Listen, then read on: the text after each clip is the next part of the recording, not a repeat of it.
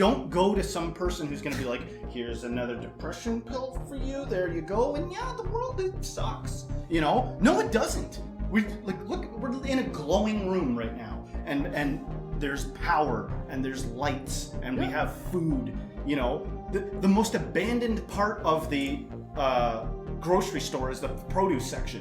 Everybody goes right to the fucking Hot Pockets. And then there's aisles of rotting vegetables. But they're not as good. You know, what kind of delusions are we all living in here? What kind of delusions am I living in?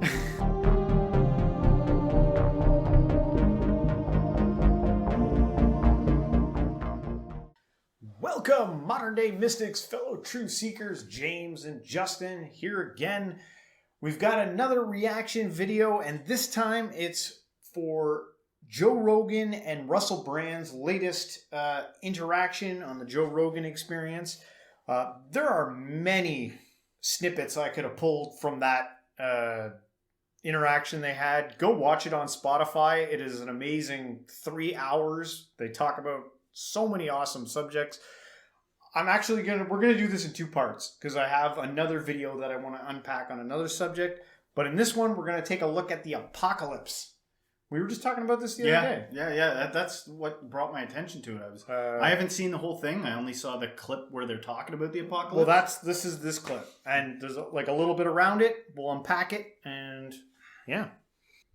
Of course, that problem of vagrancy and destitution, it's a difficult one to tackle. It makes me think that the culture is laid upon the planet. Like all culture, all civilization is laid upon the planet, laid upon Gaia, laid upon the earth. Like, you know, when you have people on here like Graham Hancock and Randall Carlson that talk about like the potential for like these seismic events and cataclysmic events that have reset civilization, it makes you recognize that all of our reference points other than biological and cosmological are cultural reference points and therefore temporal. And so a person living in a tent in the street is in a sense living a hunter-gatherer lifestyle in contemporary America, or living a post-apocalyptic lifestyle in contemporary America. It makes me think sometimes, Joe, maybe the apocalypse is not a forthcoming event. Maybe the apocalypse has already happened. Maybe we're living in the sort of already its gentle threads are encroaching. It's kind of a good way to put it, right? Because depending on where you are in your life, what your situation is, you might feel like you're living through the apocalypse right now. You don't need to think about something coming down the road. You're already going through it. Yeah. So, and there's like many circumstances going on in life, which I think Joe's going to explain one here coming up, that is, you know, very relevant. Upon apparent civilization, you know, when you're in comfortable, defined and designed spaces, you feel like everything's okay. The end of the world is impossible. And it just seems like entertainment when you hear about nuclear treaties being torn up, that it can't actually happen. But of course it can. It's so... What is he talking about, nuclear treaties being torn up? I think Russia recently decided that the treaty they had with the United States on creating more nuclear weapons, I think they tore that up and they're like, no, we're going to make as many as we want now, due to the situation that's going on over there. Just horrifying. Sure is. Yeah. Temporal. It's happened forever. It's always happened. The people that it happened to then, they never saw it coming either. The way you're saying is very interesting because I think the apocalypse is here on Earth. It's just not here, like right here in Austin. It's not like right here in the studio, but it's in the Congo. Yeah. Like if you go to a cobalt mine in the Congo and you see a 19-year-old woman with a baby on her back mining for cobalt and inhaling toxic fumes, you're like, okay, well that's the apocalypse. Yeah. They have no electricity, they have no clean water, they make very, very little money, and they work all day, and they work for a company that puts cobalt into lithium-ion batteries that are in everyone's smartphone. Apocalypse. You know, that word, I imagine, means something different for a lot of different people, right? Yep. Like, there's been movies called, like, Apocalypse this or that or whatever, right?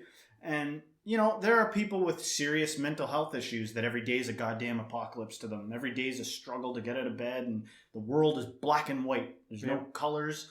And there's people for a long time living in desolate countries, and there's actual events like, you know, the Ice Age or what happened to the... Imagine living in Turkey right now with that earthquake, man, that shattered all those buildings, man. They probably, to them, that's the apocalypse, man. Cataclysm, meteor hitting it. It's not like there's been apocalypses. But if you talk about the apocalypse to somebody, where's that word found?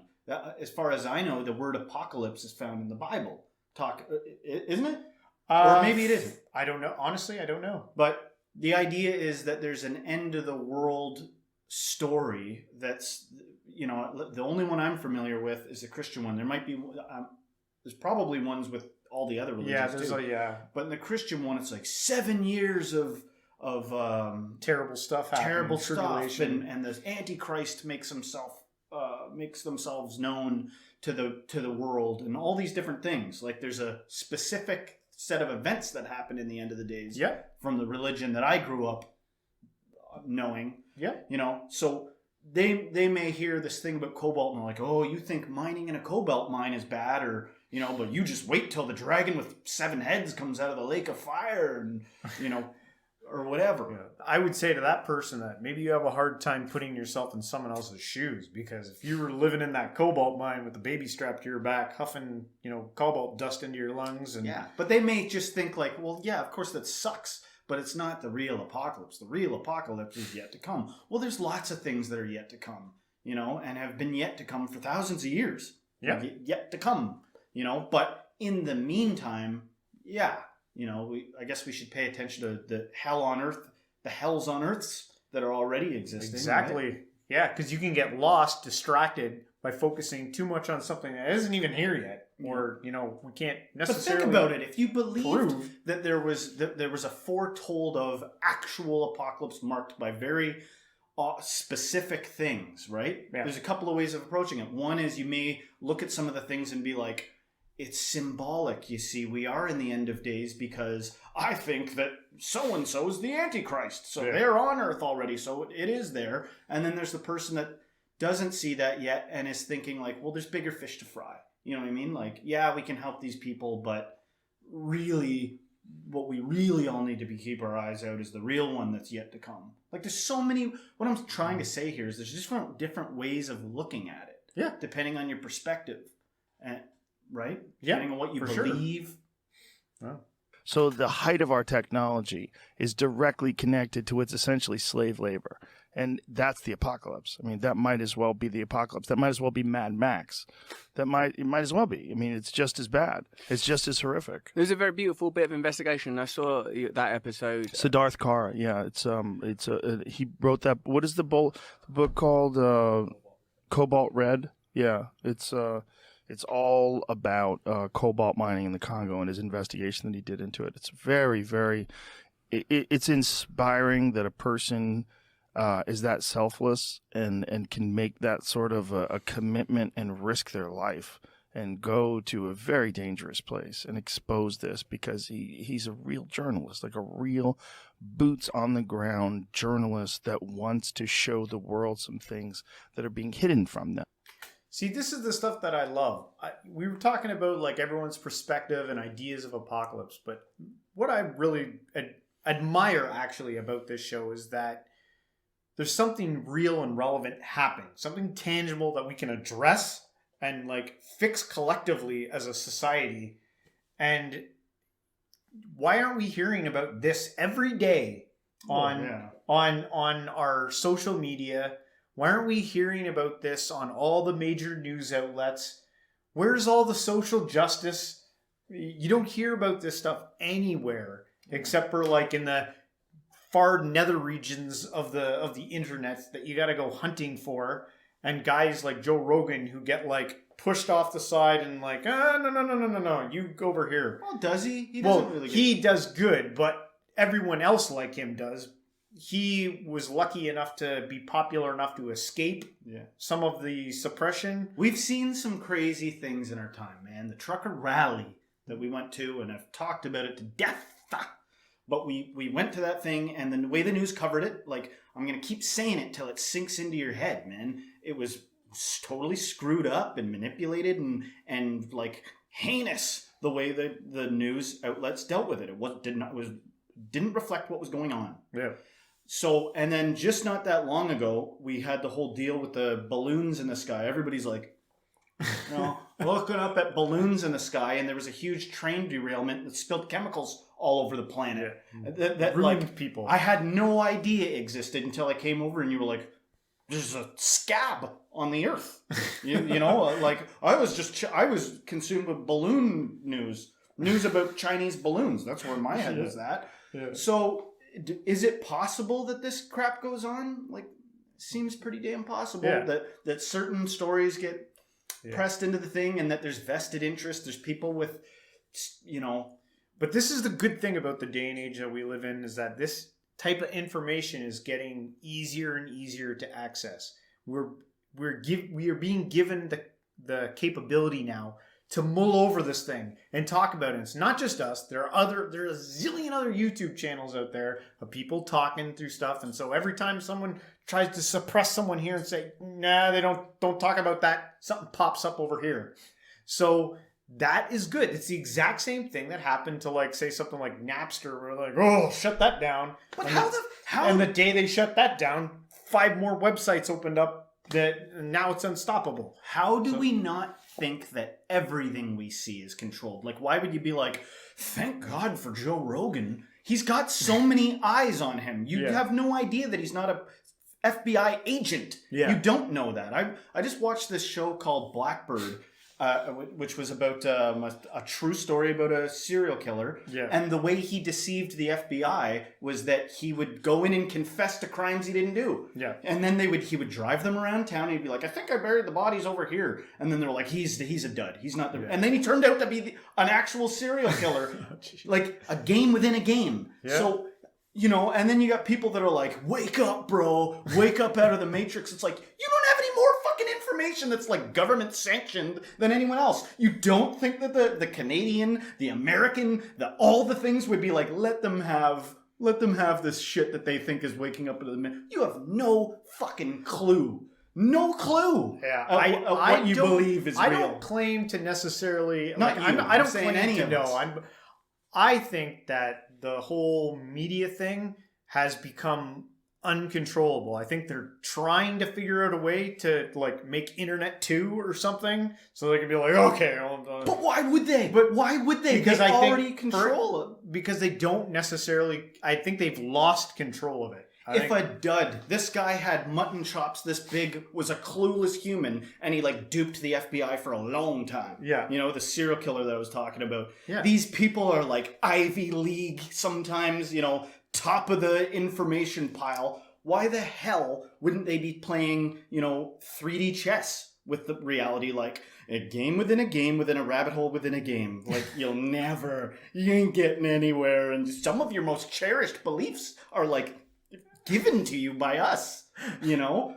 Like, you ever seen that experiment where there's a group of kids playing basketball and a bear, at the beginning of the video, they're like, follow the ball. How many times does it get passed? And so you're watching the ball get passed around. And a guy in a gorilla suit comes out and like beats his chest and does something and then walks off. Yeah. I've shown it to people and I'm like, so? And they're like, I think they passed it 15 times. I'm like, you didn't see the gorilla? They're like, what gorilla?